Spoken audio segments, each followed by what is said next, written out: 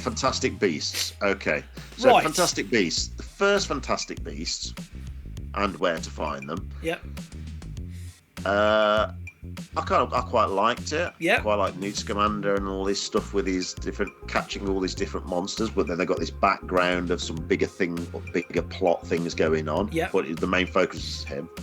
The second one I thought was really poor because that balance of why was it called Fantastic Beasts now? Because it doesn't really seem to work as Fantastic Beasts anymore. I like his TARDIS-like suitcase.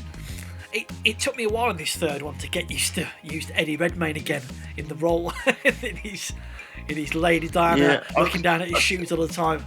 I liked I really liked Colin Farrell in the first one. Yeah. And I find Johnny Depp really jarring in the second one. And I don't have a problem with Johnny Depp, and let's not get into that stuff. But him deciding to open his makeup box and just play the character like he's in a Tim Burton film again, with the spiky hair and the really white face and what he's done with his facial hair and his funny eye and all this sort of stuff. It just didn't fit with that universe. Know. And it also didn't fit, 'cause you've seen already in the Harry Potter films, you've seen Grindelwald as an old man, because you see a flashback of you seeing him in Azkaban. You've seen a photo of what he looks like as a young man. There's a photo of him when the young shown in the Harry Potter films as well. So why they let him go all bonkers like this was a bit weird. So when they just transitioned to Mads Mikkelsen, obviously, I think his eye he's got a bit of a contact lens in now. I think there's some shots his eye did look slightly different. But other than that, they've not tried to make him any kind of continuity, have they? They've not tried to make him look like the last one. But Mads Mikkelsen, he's super low key, isn't he? He's much. I think he's a lot better actor. I think he's a lot more believable. Yeah. This is one of the things I did like about this. He's believable that you could seduce the masses, that people would want to follow him. Yep. And also this idea about him and Dumbledore, whereas Johnny Depp's version of it just looked too much like I'm a villain. Ha ha ha. Cackle cackle. Yeah. Mads Mikkelsen plays that kind of. I really like Mads Mikkelsen as well. So do I. I think he's really good. He's really subdued but menacing, but also charming. And he can do stuff like Another Round, where, like an indie movie where it's in his native language, and he's brilliant in that. But then he obviously could cast a check in for Hollywood stuff as well, can't he? And Hannibal, I loved him in Hannibal as well. Do you know what my problem is? I'm not that big fan of Jude Law. Me neither, but I've never really been a fan of his, and I can't really think of anything I really like him, but I do quite like him as Dumbledore. So when this started, did you think super grumpy here? And I'll tell you why. We sat down so much for it. I just thought to myself, this film's really grey and brown and dark. It's very brown. And I thought, what's going on here? Are we going all hobbity? Just as a slight aside, I was mulling it over and I just thought to myself, is it me? Am I just sort of like super miserable and that? But we watched Paddington at my in-laws at the weekend, and the colours in that are beautiful and rich and bright and I thought, no, it is this film. It is. There's a certain dullness to it, but the Harry Potter films did that over 7 films. They got greyer and duller to Deathly Hallows because obviously the mood changed. Exactly. And this they've forced it by episode 3 for it to happen. Yeah. I mean the second film was a big plot mess. This third one, it felt like they're trying to tidy up some bits, but everything was undersold. Everything was underused. Ezra Miller's character. Utterly underused this time, wasn't there? Was barely any point having him. Him being in it. What's the point of that? So he's kind of like the.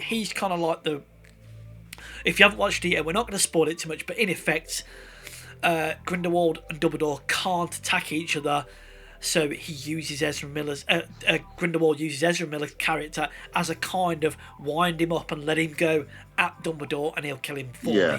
And then Dumbledore's plan is have a whole team with their own individual missions, not knowing what the other people are doing. So it's like a heist. It's like a heist movie. But you've got characters you don't care about. So the film finished And I said, I mean, talking about it like now, don't know any of the characters' names. Well, I do, because none of them left an impression. The black guy with the tash, who's like the Lando of the team from the last episode. I mean, he's still knocking around. I didn't care about him in the second one. Don't care about him in this one. Even though he's got like a bit. Is his name Karma? It's like he plays Zoe Kravitz's brother in the second one, doesn't he? So he's obviously got that trauma of losing her in the second one. He's the guy. He's a blank. Isn't he the guy who goes to Dumbledore's side and he says, "Oh, I've come here to spy on you"? Yeah, he was utterly pointless. That character. I just thought, why are you even in this? The lady they introduced that brings Kowalski in. Yep. Boring. The lady who works in the suitcase, this is the only time you've seen her before, looking after the animals, giving her a bit more to do. Bunny. Boring. I quite liked her, yeah. Kowalski, the guy, he's left, he's gone to be a baker. Why does Dumbledore need him to come back into it? And he does that big speech about him having a big heart and all that, so that's why we need you. Oh, get real. You don't need him. And they try and shoehorn the girl that he likes in it again. Yeah, I forget her name now. And then the one Newt's love interest is completely forgotten and dismissed. Tina. Yeah, I said to my wife's also called Tina. I said, what was the point of her? It was like she got a contractual obligation to come in and be on screen for like 5 minutes. I think that she didn't want to be in this film, and then contractually she had to do something. Yeah. And maybe she didn't want to do it because apparently she's been vocal about Rowling's tweets and her opinions on that. Okay, yeah. Or it could have just been a scheduling thing. I don't know what it is, but this goes back to it didn't grip me at all. It didn't hold my interest. So this goes back to our thing we mentioned, our Star Wars episode, and it's the Lord of the Rings thing. And Kowalski's meant to be your Sam, isn't he? He's meant to be your everyman who's way over his depth. Nah. That's what Newt should have been. Newt should be that character. You've already got Newt, so you don't need. You've got all these characters. You've got this massive cast of characters, and they're on the poster, aren't they? It's like Dumbledore's little team that he's kind of gathering. But like we've just recorded the episode we talk about Force Awakens, where they reintroduce new characters like Kylo Ren and Finn and Rey, and and Poe. Yeah, and you take a like and BB-8, and you take a liking to all these new characters because they're kind of types, aren't they? They've all got like quite distinct personalities and distinct looks. But they're all just like middle-aged. They're all adults in brown clothes. So I need to say something. Middle-aged men in brown clothes. Watch how you slag off middle-aged men, Rob. That's us. That's us and our core demographic.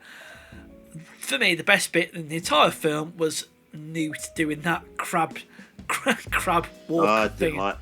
Me and my wife didn't like that bit. No, we just thought that was like they were doing that thinking, oh, the kids will find this funny. Probably. Oh, yeah. Another character that's so forgettable. I forgot to mention, or just remembered because you talked about the crab dance. Yeah. Newt's brother. Yeah. What? How bland is he? I don't even know his name. And Dumbledore's brother. He's got a brother, and it's like, oh, Newt's brother, Dumbledore's brother. Just don't know their names. Ron, Harry, and Hermione, and those three characters are just so strong. And you haven't got characters like this. Even compare it to, because I'm on a roll now. Like you think of Star Trek the original series. Yeah. We have that sort of trilogy of characters where you've got Bones, Kirk, Spock. Yep. The strong main three, different types. So they've all got things to argue about and they've got different opinions on things, haven't they? Got different attitudes to everything, all the adventures that they have, and they all bring different skill sets. Then you have these secondary characters around them. And Harry Potter does the similar thing, and Star Wars does that similar sort of thing, doesn't it? Chewbacca's not the main character. Luke is, and Han is, and Leia is. And you've got these other characters. These Fantastic Beasts is a mess. There's no main characters for me to care about. I watched it, and I kind of thought, now, for me, I quite like Harry Potter, quite like Fantastic. My wife likes these more than I do. I really like the Harry Potter universe. I'm into it. I'll make her watch far more than she makes. So I knew she wanted to watch it. So we went to watch it, and I thought, it was actually fun. But literally, the minute we came out of the cinema, I'd forgotten about it. And I think that was it. So here's something that was just interesting for me, and I've got to check my facts, but You know, there's that guy, the German. He's like a chancellor, isn't he? The German guy who's in charge of.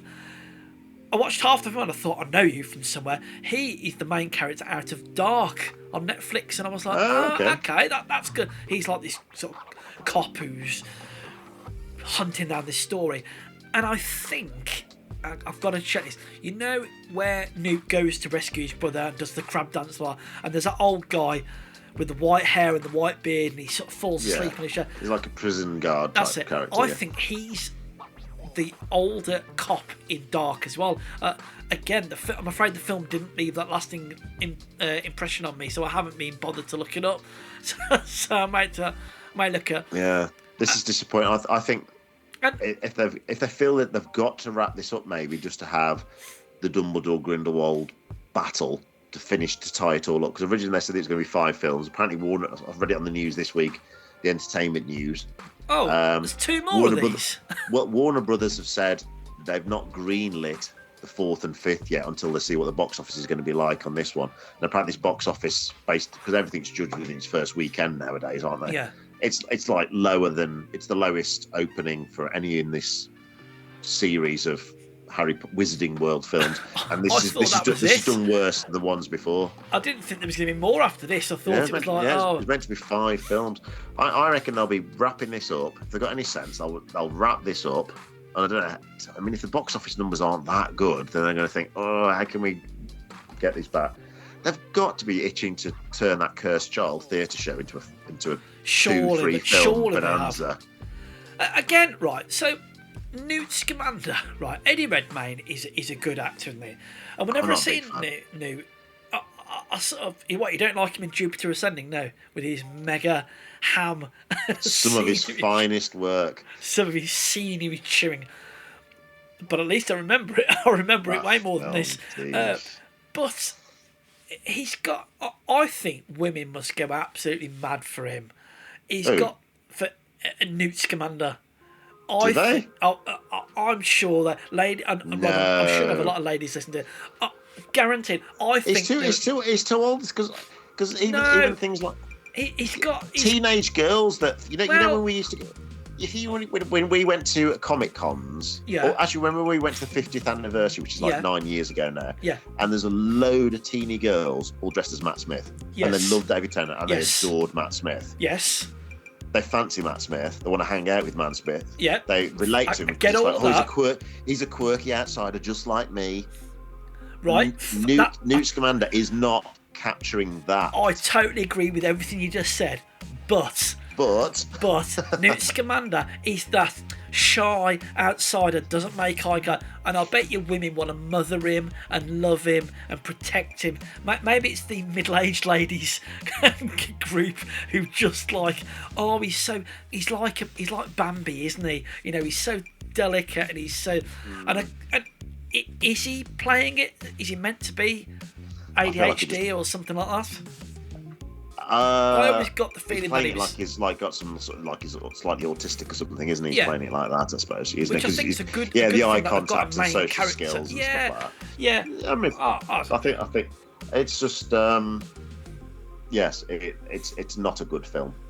I'm afraid not. It fell apart. And it's not even good enough to say it's like, yeah, it was all right. Let's not be critical. It passed the time. It was fine. It's not fine. It's just a big, expensive. And the other thing with this is, people get paid a lot to make these films. Yes. J.K. Rowling, they've obviously made some sweet deal with J.K. Rowling that she's the sole screenwriter now, which she wasn't on the Harry Potter films. Right. She's got apparently a deal which basically says that no one can change her script without her approval. So even if this one was co-written by Steve Kloves, who wrote some of adapted the later Harry Potter films, I think, from books to a screenplay. So I'm guessing he has to ask her approval to change something. Imagine as a film director when you're the scenes, and I know the hardcore Harry Potter fans don't like some of the additions and things that they've cut out to turn the books into films, but you have to do that to turn a book into a film. Yeah, you can imagine being a director and film, wouldn't you? Yeah, and trying something different with the actors and go, let's try doing it like this. Try a bit of ad lib. I'm guessing they're not allowed to do anything like that without asking making a phone call first and making sure it's okay. That's too much, isn't it? It's too much. She has to have final say on everything the character's saying, and she is not a film. She's not a screenwriter. Clearly, that's 3 films now. She's not a screenwriter. No, can't be. These just aren't as good as Harry Potter, are they? That's it, isn't it? The only thing is that she's got to be brave enough to hand her story ideas over to a other writer, another film director that's got a bit of vision, and work with them to maybe she can get magic again.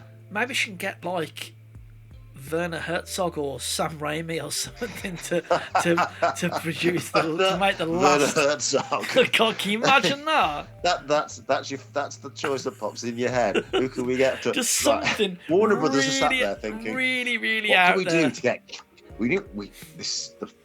The box office hasn't been good enough. What can we do to get the kids back into Harry Potter? Come on, give me some ideas, and you spit them all out. Get Tarantino to get Sam Jackson as the next wizard to drop 1,000 N bombs. J.J. Abrams. Yes. Back Oh yeah. There we go.